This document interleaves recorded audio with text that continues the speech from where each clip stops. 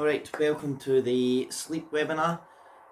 If you've not watched any other webinars, these webinars are sort of 5 minutes or less based on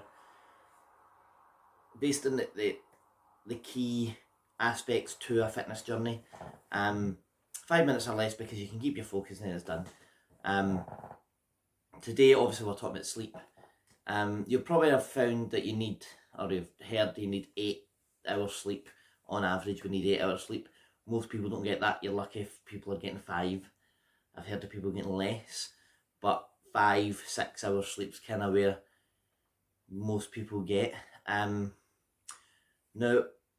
we sleep in sleep cycle patterns, so roughly about 90 minutes per sleep cycle. So for 90 minutes we're in one sleep cycle, then it breaks off and we're back into a new sleep cycle. You'll probably find yourself, you've woke up in the morning, you've been really tired, really groggy, just not feeling great, like you've not had a good night's sleep, and that's because you've woke up halfway through or in the middle of one of these sleep cycles, and it just feels like it's not been the best quality sleep.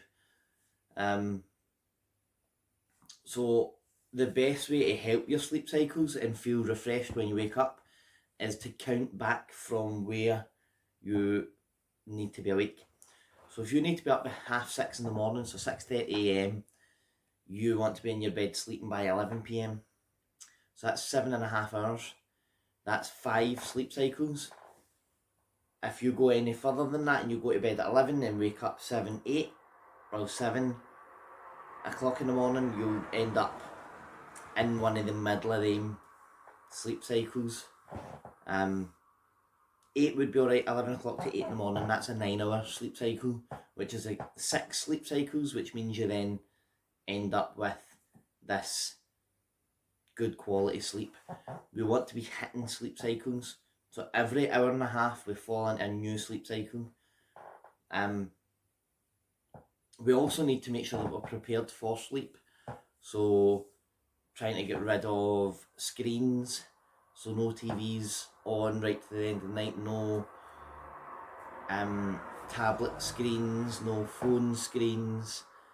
Try and create a good calm atmosphere before going to sleep. Reading a book. Reading a book is great for trying to help you fall asleep because it refreshes the mind. It takes away the stimulus in the atmosphere, and we're trying to have a calm atmosphere. As we say, we're trying to hit all these sleep cycles, but other things that can affect us is our caffeine intake. Caffeine intake really impacts your sleep. We try, or I would say, not to be drinking caffeine sort of after 4-5 o'clock at night, just in the hope that we can impact our intake. I know a lot of people like a coffee right up to on, they say, I can sleep great on a coffee at night. What we're trying to do is reduce that. The best times you'll find that you'll have a good night's sleep is when you've had a good day eating, you've done some exercises great for sleep, and sleep quality. We don't lie in bed all day and then go, right, it's bedtime now, and we've no lay in bed for hours on end before we go, right, let's go to sleep. We've no lay there watching TV. What we're trying to do is when we go to sleep, we're there to sleep, we're not there to be on phones and whatever else. But what we're looking to do is positively impact these sleep cycles. So if we're looking for 8 hours, I'd say 7.5 to 9 hours, right in the middle of day 2. They're the 2 key sleep cycles, 7.5 or 9. So count back to from where you need to be awake to when you need to sleep, and maybe the hour before that start calming yourself down, ready for a good night's sleep.